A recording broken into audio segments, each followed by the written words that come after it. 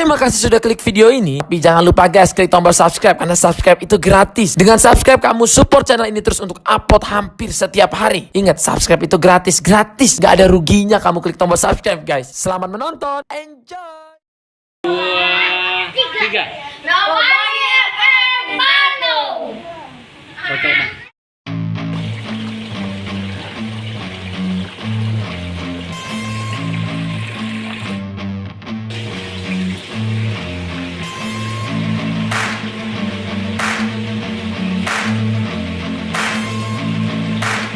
I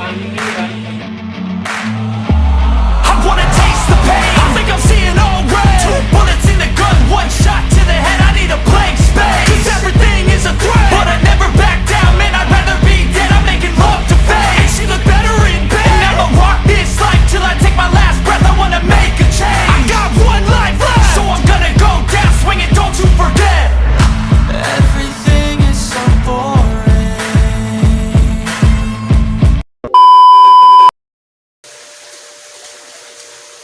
Bismillahirrahmanirrahim. Assalamualaikum warahmatullahi wabarakatuh. Alhamdulillahirrabbilalamin. Wassalatu wassalamu ala asyrofil anbiya'i wal mursalin wa ala alihi wa sahbihi ajma'in. Rabbi shrah li sadri wa yassir li amri wahlul 'uqdatam min lisani yafqahu qawli. Puji syukur marilah kita panjatkan kehadirat Allah Subhanahu wa taala atas segala taufik hidayah dan inayahnya kita kembali bersua di kesempatan siang hari ini. Salat dan salam marilah senantiasa kita persembahkan kepada junjungan kita Nabi besar Muhammad sallallahu alaihi wasallam beserta keluarga, sahabat, pengikut dan orang-orang yang senantiasa istiqomah di jalannya. Sahabat Robbani, pada siang hari ini alhamdulillah saya bisa bersilaturahim dan kembali bertemu wajah dengan sahabat saya Kang Iskandar Berdiansah, lebih dikenal Iskandar Sahberian. Oh, Iskandar Sahberian, kayaknya yang terbalik. Ya, beliau memang menginspirasi saya bagaimana kita bisa berhijrah dari mungkin seperti saya dari masa jahiliyah saya ke yang lebih baik lagi. Ya, salawat dan salam marilah senantiasa kita persembahkan kepada junjungan kita Nabi besar Muhammad sallallahu alaihi wasallam beserta keluarga, sahabat, pengikut dan orang-orang yang istiqomah di jalannya. Saya duduknya. Ya, oke. Sahabat Robbani, Kang Isbul, lebih nama bekennya. Ya, memang ternyata ketika saya di Bandung banyak orang-orang termasuk ustadz saya yang kenal Kang Isbul, alhamdulillah. Sama Rafiq. Enggak, santai aja dulu Kang Isbul. Kita memang sengaja bikin atmosfer bagaimana suasananya kita ada di kediamannya Kang Isbul di Arca Manik ini. Tadi saya sudah bisa mengambil beberapa angle gambar dan konten. 3 tahun yang lalu saya sempat ke sini, tapi 3 tahun yang lalu belum ada akuarium besar di depannya, belum ada kolam ikan juga. Dan saat ini sudah banyak gemericik air di sini, baik di akuarium maupun di 2 air terjun kecil di saungnya Kang Isbul ya. Ya, 3 tahun yang lalu saya bersama pengurus Dewan Pimpinan Pusat BAS Brigade Anak Serdadu memang kesini dalam rangka silaturahim dan supaya tahu seperti apa. Dan ini juga kipas regal halalnya Kang Isbul kembali lagi disuguhkan ke saya dan Bang Wira yang punya Bang Wir Channel. Jadi teman-teman jangan lupa senantiasa selalu yang belum subscribe ya subscribe channel YouTube kami, yakni Robbani Radio 107.9 FM Bandung. Ya, semoga channel kecil ini bisa menginspirasi dan menjadi banyak sekali ibroh yang bisa kami tebarkan. Ya, saya kembali ke Kang Isbul. Kang Isbul sehat Kang? Alhamdulillah kan. Alhamdulillah ya sehat. Alhamdulillah sehat. Kang, Nyantai ya? Ya, kita nyantai aja. Saya dari jauh-jauh dari apartemen 2 Batupa ke sini. Yang pertama silaturahim. Yang kedua, saya ingin mendapatkan ibroh lah, pelajaran dari Kang Isbul. Bagaimana mungkin perjalanan spiritual Kang Isbul, kalau bahasa kerennya mungkin. Sehingga sekarang Kang Isbul alhamdulillah bisa istiqomah, kemudian juga menjalani ibadah dengan baik begitu.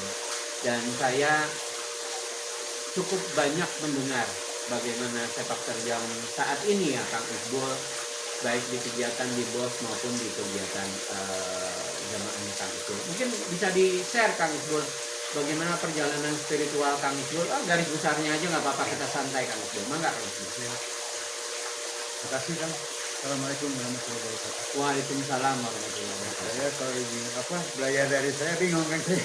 Dari mana aja lah yang Kang Isbul mau berbagi Saya cerita. juga, ya Kang, jujur saya juga nggak ngerti bisa begini. Ya, nggak kepikir saya begini kan. Saya bisa begini, alhamdulillah ya.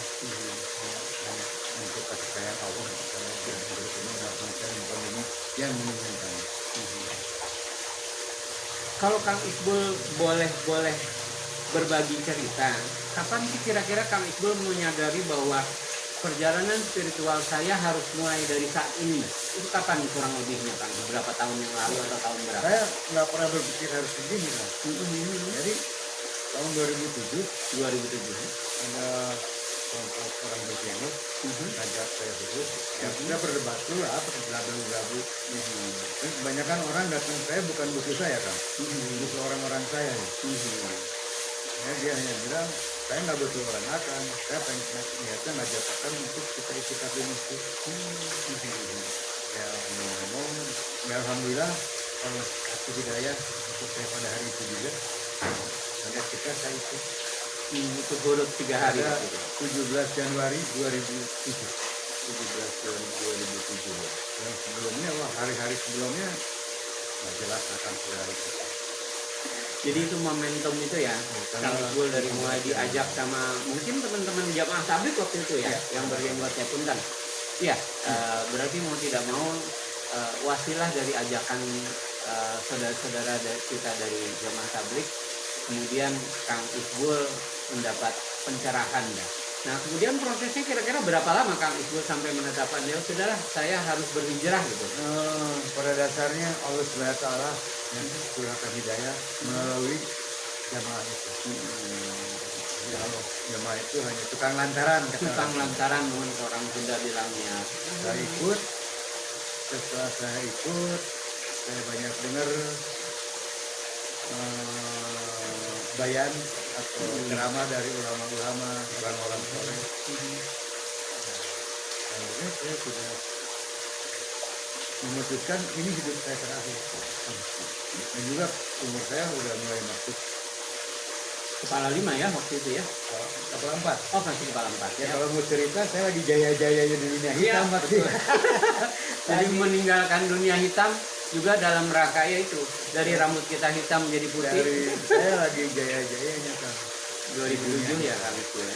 Nah, saya ikut jamaah, ada cerita, ngobrolnya kata-katakan kan. Nah, saya baca ada satu keterangan di Quran, jangan kau nafkahi keluargamu dengan uang haram. Sejak itu saya waktu ketua organisasi sendiri malah tidak saya ambil satu pun koordinasi dari mana. Yang sebelumnya ya mungkin sebulan sekali saya bisa beli mobil second aja mas.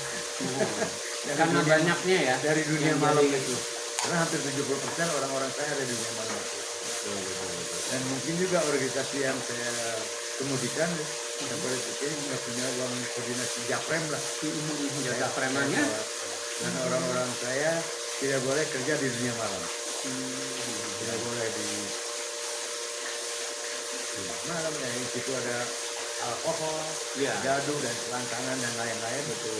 Nah otomatis uang itu akan mereka bawa ke rumah dikasihkan ke mereka. Pastinya. Jadi saya lebih bangga anggota saya nembok atau muluman kardus atau siklus dia masih di jalan tapi di dunia yang terang yang jelas dalam nuklir. Jadi yang ternyata sampai detik ini organisasi yang saya bawa masih hidup Ya. Nggak Meskipun hancur. sudah lagi menjadi tidak lagi menjadi bagian dunia malam ya kan? Artinya bahwa Allah tetap memberikan rezeki tanpa kita tetap berada di dunia malam itu ya kan. betul. Dan itulah justru mungkin rezeki yang kasih Isbul rasakan jauh lebih berkah ya Kang ya. Insya Allah. Dan saya buktinya masih punya mobil, bisa ngerokok, dapur ngebul tanpa perlu Ngebul, nah. gagedor. Kan saya dari 3 tahun yang lalu belum ada ini, begitu Kang Isbul sekarang ini kan berarti ada perkembangan. Jadi kembali lagi kita ke perjalanan spiritual Kang Isbul. Di 2017 sampai dengan 2007 Kang Isbul sampai benar-benar meyakinin bahwa inilah jalan Kang Isbul kepada jamaah tabligh waktu itu. Berapa lama Kang Isbul memutuskannya? Karena dalam proses perjalanan itu Allah kasih sesuatu ini memang di nalar kulit ya. Sesuatu kekuatan. Saya meyakini Allah itu ada. Dan saya meyakini agama Allah itu benar. Dan saya meyakini saya harus taat pada Allah. Dan saya sudah pilih ini jalan saya. Kenapa Kang? Alhamdulillah Allah kasih banyak sekali saya cerita. Dari segala macam kejahatan di dunia kriminal, di kesenian, di organisasi, di olahraga, semua Allah kasih saya. Dan saya bukan sebagai esek-esek di setiap wilayah itu. Ya sampai akhirnya saya ada di wilayah agama yang saya bukan apa-apa. Tapi saya terima dengan enjoy. Saya nggak jadi apa-apa di agama. Saya hanya sebuah Jamaah, hamba aja. hamba Allah Hanya ya. hamba, bukan lagi. Jadi proses penghilangan aku itu wajibkan ampun. Hilangkan egonya ya Kang Yang Isbul. istilahnya maaf kata pernah jadi Tuhan kecil. Lagi nggak jago kan. Iya betul. Nah, itu. Kumaha aing bahala. Tiap saya ngomong hampir semua anggota teh harus kita lakukan. Dalam proses ini wah memang berat. Bagaimana saya menghilangkan menjadi saya mah bukan apa-apa. Saya hanya hamba yang harus ciptakan, Allah beri, Allah jaga, Allah urus. Dan saya sangat merasa sekali Allah itu mengurus.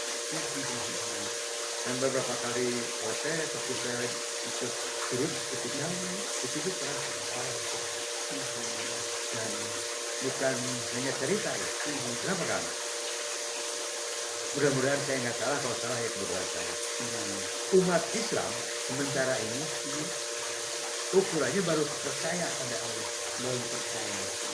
Kayak gini kan, misalkan akan saya lihat nembak, kena terus. Iya. Gitu. Nah, saya simpan apel di kepala akan, saya nembak siap ya kan. Artinya kan akan baru percaya sama saya. Belum yakin. Sadar umat Islam kita ini mesti dikelas percaya. Tinggal dinaikin sedikit yang saya yakin. Kita sudah, bukan berarti saya sudah yakin, mesti jauh kan baru yakin.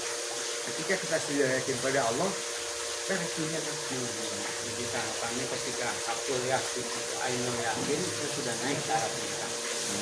Kan kita kembali ke konteks akannya. Kang Isbul kan sebagai ketua ormas, ketua LSM, katakanlah ketua perkumpulan, di mana pada saat itu ketika Kang Isbul memutuskan berhijrah, otomatis kan barangkali dalam tanda kutip ada penolakan dari anggota atau anak buah Kang. Oh, penolakan nggak ada kan? Nggak ada. Cuman yang biasanya happy gratis, kan saya malah pada waktu itu kan dipunten. Cuma dunia malam nggak ada yang mau duit saya. Cukup tanda tangan aja. Paling teringat teman-teman yang biasa minum gratis, kendaraan gratis, barang gratis, ya otomatis ya nggak bisa sebebas dulu kalau saya nggak ada di situ. Jadi ya itu kan, ya teman-teman pada dasarnya semua senang lihat saya begini. Semua mendukung pada saya. Cuman ya gitu aja nggak ada. Iya, ya. Saya mungkin termasuk teman yang senang begitu mendengar, apalagi sekarang saya langsung ngasih speakernya Kang Isbul langsung. Iya, Kang Isbul langsung. Jadi mau tidak mau menjadi bagian inspirasi buat saya pribadi. Kang, kita coba ke konteks kegiatan belakangan ini. Setelah Kang Isbul maaf lepas dari dunia malam yang pada saat itu di PAM, dijaga atau menjadi bagian dari Kang Isbul jatah premannya, Kang Isbul berhenti, kegiatan Kang Isbul kemudian apa Kang? Nggak punya kegiatan apa? Nggak punya kegiatan apa-apa? Saya diam di rumah itu hari-hari. Diam di rumah, punten. Kan kita yakin bahwa Allah senantiasa memberi rezeki dan pada saat itu Kang Isbul juga tetap dapat rezeki dari Allah ya. Kan orang banyak, saya kadang-kadang sama orang waras. Orang waras terus diadu pikir kan. Mereka berpikir kalau nggak kerja lu nggak akan makan. Betul. Lu nggak kerja lu nggak akan dapat duit. Ya kalau kata saya goblok orang itu. Berpikir makan harus dengan kerja. Rezeki itu. Saya berpikir kerja itu bagian dari rezeki. Iya. Betul. Kalau mereka kerja itu yang mengajarkan rezeki, apa dia berpikir? Betul. Jadi kebanyakan mereka merasa bahwa kalau Nggak gue nggak kerja, kerja, anak istri gue makan apa? Padahal kan rezeki dari Allah. Tanpa kerja pun bisa Allah berikan keberkahan Dengan cara Allah. dengan cara Allah. Karena kita lihat, akan pasti pernah jalan melihat orang gila. Bisa minum teh kotak atau 1 liter bisa merokok. Betul. Kan harus beli pakai uang. Tapi kok dia bisa? Itu kan rezeki. Suka lantaran ayam masih hati. Iya. Tapi kan rezeki. Hanya mungkin besar kecil relatif. Betul. Kadarnya rezeki 1 teh kotak ya udah rezeki. Tanpa dia beli itu. Betul. Dan konsep kita kadang-kadang keliru Kang, berpikir bahwa yang namanya rezeki harus dalam bentuk uang. Sementara kesehatan, keimanan kita kepercayaan kita pada Allah yang mengatur Jadi hidup dan kehidupan. manusia ini gini kan, menurut saya yang terbatas pengetahuan agama. Jadi dunia ini ibarat nenek-nenek yang udah berusia 300-400 tahun. Udah kering, udah nggak kubuh rupa kan dipelok, dia pantas-pantas dia ada di atas lutut, kita di bawah dan awalnya gelis kita di beberapa terus kita aja gini aja terus kita aja di jalan-jalan dan begini aja terus seperti itu lah kita mengejar dunia tidak akan selesai. Iya, nah, kita dijebak oleh itu. Itu dia. Kemudian Kang Is, bagaimana Kang Isbul juga bisa menggetok tularkan bahwa ke teman-teman, ke anggota dan ke keluarga Kang Isbul, bagaimana Kang Isbul menggetok tularkan kesadaran spiritual Kang Isbul ke kemerdekaan? Saya kalau dibilang nularin nggak kan, Getok tular aja lah. saya hanya jalan ya paling ngobrol juga, saya ngobrol tarik ting satu ya kan. Saya sendiri belum benar-benar banget. Jadi saya paling waktu ada saya ke masjid, waktu ada saya ke masjid. Nggak pernah makan, baik. Dengan Quran, nggak ya udah. Sebetulnya contoh itu adalah sebuah getok tular yang baik, artinya meskipun kita wawar ayo untuk ke masjid, tapi kita nggak ke masjid kan sama juga bohong kan. Mendingan kita tanpa meminta mereka ke masjid, tapi kita udah ke Dan masjid. saya jadi juga contoh. nggak mau memaksa mereka sholat hanya dengan saya. Mereka sholat karena saya. Itu malah nggak boleh ya. Jalani, dia nggak mau ya udah. Cerita itu kalau nggak sholat. Sehingga ada, alhamdulillah ada beberapa temen yang sholatnya bukan karena saya, memang dia ingin sholat. Betul. Ya, secara real juga hidayah milik Allah gitu. Kita mah hanya mengajak, kemudian selanjutnya mah kalau mereka tetap nggak berkenan ya udah itu. Nabi Muhammad juga nggak bisa ngasih hidayah ke pamannya. Betul, ke pamannya, betul, ke kakeknya. Hidayah punya Allah asli. Kalau nggak punya Allah, Iya. nggak bisa diganggu juga. Betul. Nah, cerita Nabi Nuh, Kanan ke istrinya juga nggak bisa kan, ya itu karena memang hidayah mah mutlak gitu, hak prerogatifnya Allah. Nah, kemudian Kang, punten ini mah. Beberapa waktu yang lalu saya melihat, kemudian kita kan masih satu grup Kang. Jadi Kang Iqbal menjadi salah satu pembicara di Badan Narkotika Nasional Provinsi Bandung ya di Mangga Kang. Iya, teman-teman seperti tadi saya sampaikan bahwa kita memang nyantai aja gitu. Artinya biar mengalir aja gitu. Jadi kalaupun nanti ada kegiatan yang lain enggak gitu. Kita masih mempersilakan Kang Iqbal tetap dalam informasi. Iya Pak. Iya, kita kembali ke sisi hablum minanas dan hablum minallah aja lah, Kang Is. Sebab kalau kita bercerita tentang ya lingkaran setan yang ada di negeri Konoha ini, susah Kang gitu. Saya sudah ngalamin, Kang Is sudah ngalamin sendiri. Bagaimana kita mau bersikap positif itu agak susah. Penolakannya lebih banyak daripada upaya untuk meluruskan apa yang kita informasikan. Kang, kembali kita ke hablum minallah dan hablum minanas Kang Is. Dalam setelah perjalanan penyadaran spiritual Kang Isbul, apa sih yang kemudian Kang Isbul rasakan secara batiniah Kang Isbul? Ya, yang saya dapat ya kesenangan dalam menjalani hidup ini. Karena jangan, karena kan tujuan manusia hidup itu kan bukan hanya soal kaya raya. Oh, itu mah dia kaya raya, tapi tidak ada kenyamanan dalam menikmati hidup. Jadi, alhamdulillah Allah kasih saya nyaman dalam hidup. Nah, bukan karena berasa ya, kehidupan saya hanya alhamdulillah Allah kasih tempat yang alhamdulillah. Kehidupan saya sangat sederhana kan. Tapi hanya untuk ukuran hidup ya udah clear. Nggak bisa entertain, nggak bisa jam, ganti baju. Ya. Tapi hidup udah clear. Kan keperluan hidup saya hanya dapur sama anak sekolah udah. Itu udah nggak ada yang lain, apalagi yang lain. Kan kalau orang masih ada udah punya Lamborghini masih pengen punya McLaren. Betul. Kering kita jelma. Jelma kering begitu. Ya. Ya, kemudian di kegiatan Kang Is dalam mengolahragakan lingkungan sekitar Kang Is, terutama keluarga, saya melihat juga bagaimana anak bungsunya Kang Is juga belajar bela diri. Sebetulnya apa sih yang Kang Is mau sampaikan, pesan apa yang kepada anak Kang Is? Jadi gini, pemikiran saya, anak laki-laki dia harus pandai dua, ngaji dan berkelahi.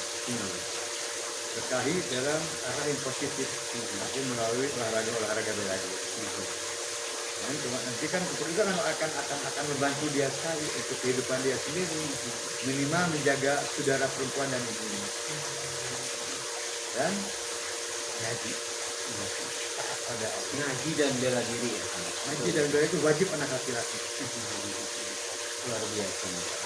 Ya mungkin kalau kita yang anak kolong kan memang terbiasa dari orang tua kita kecil diajarin bela diri gitu loh, untuk bisa ya bagaimana minimal mempertahankan membela dirinya sendiri. Kemudian dalam perjalanan saya mendengar ada bos usulnya apa sih Kang Is, boleh disampaikan informasi Jadi- bos itu apa sih Kang? Jadi pertama bos didirikan tahun 2000, disahkan tahun 2001. Pada waktu itu saya melihat, karena saya lahir dari keluarga yang sangat mampu. Tapi nggak tahu kalau ini bukan karena Allah yang atur. Hidup saya di trotoar jalanan, saya jadi gelandangan, tidur di trotoar, tidur di desa, tidur di tidur, ABCDF jalanan. Itu sejak saya tamat SD. Saya tamat SD tahun 77, saya kabur dari rumah. Hidup di Cikapundung, PLN. Dulu itu urusan narkotik terbesar di Bandung, Jawa Barat, orang Jakarta juga datang ke Cikapundung. Ganja itu masih pelawe sih ini. Avocado 5 ringgit pada mata. Saya kan sekarang bule, lucu, imut-imut Ya, sama betul. preman-preman jadi itu. Wah, adi urang ya.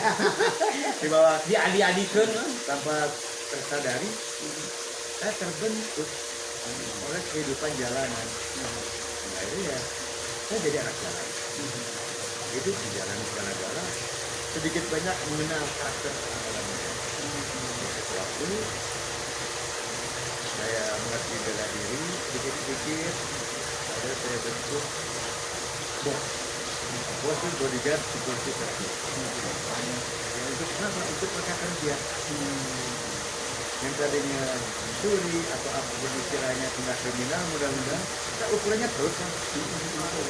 Detik ini saya nggak punya duit, tapi melihat anak saya harus ke rumah sakit tidak menutup kemungkinan saya harus nodong di jalan. Betul. Ya dong, keluarga saya harus ada. Mungkin pikiran saya mereka juga begitu. Mereka harus dengan kondisi rumahnya, akhirnya bertindak. Nah, pemikiran saya, semoga dengan mereka punya kerja, security atau bisa ketemu, berkurang tindak kriminal. Dan itu menjadi lebih oke lagi. Ya, mungkin closing state-nya Kang Isbul. Apa yang bisa disampaikan ke Kang Isbul buat khususnya anak-anak kolong Kang Isbul supaya mereka juga bisa berada di track yang benar. Kita bukan mengajarkan tapi mengajak sebuah kebajikan. Apa sih closing state-nya Kang Isbul? Closing dari saya sangat sederhana. Suatu saat kita akan mati. Pasti dan pasti.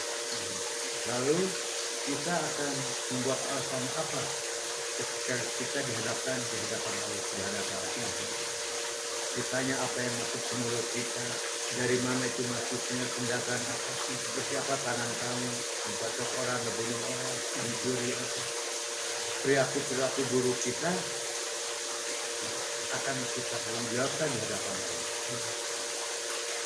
Dan kita nggak bisa naik. Alasan apa yang akan dibicarakan kepada Allah? Tapi Allah Maha dari segala yang maha. Maka gunakanlah, manfaatkanlah kemahaan Allah untuk kita kembali ke jalan yang Allah kehendaki. Dan memang tidak semudah kita ngobrol, balikin telapak tangan. Kenapa? Karena yang namanya iblis, setan nggak akan ridho kita ada di jalan Allah. Itu makanya ada di hadis kalau nggak salah. Perang yang terberat itu melebihi perang Badar, perang di karena kita sudah tahu musuh kita yang sesungguhnya itu siapa? Iblis. Cobalah melawan. Kita lawan iblis, kita lawan setan untuk termasuk terur Allah. Dengan mungkin kalau negara minta bantuan dengan itu kita mah minta bantuan nggak perlu pakai itu ini. Nah doa ke Allah. Yang kalian kalau ya Allah turunkan hidayah untuk saya. Agar saya ada di jalan. Sederhana tuh cuma segitu aja ke Allah. Dan doa itu adalah senjata kita. Maka minta ke Allah supaya Allah serahkan hidayah kepada kita, dan insya Allah pasti akan Allah beri. Karena Allah sudah berjanji Allah akan memberi apapun juga yang umat hamba-hambanya. Tinggal sabar dan paksakan mulai melangkahkan kaki menuju masjid. Harus ke masjid usahain laki-laki. Betul. Ya wajib. Namun iman dibikin bukena. Iya. Atur nuhun Kang Bos. Iya. Semoga pembicaraan ringan kita yang kecil ini bisa ada ibroh buat kita, buat diri kita bersama dan buat teman-teman semua. Sekali lagi buat sahabat Robani, terima kasih banyak atas kebersamaannya. Mohon maaf atas segala kekurangan dan khilafannya. Sebab yang benar tentu saja dari Allah dan Rasulnya, yang salah dari diri saya pribadi. Saya Al-Fakir Abu Suprapli Sudadi bersama Kang Iskandar Sahberian mengucapkan terima kasih. Pamit undur. Billahi taufiq wal hidayah. Assalamualaikum warahmatullahi wabarakatuh. Atur nuhun.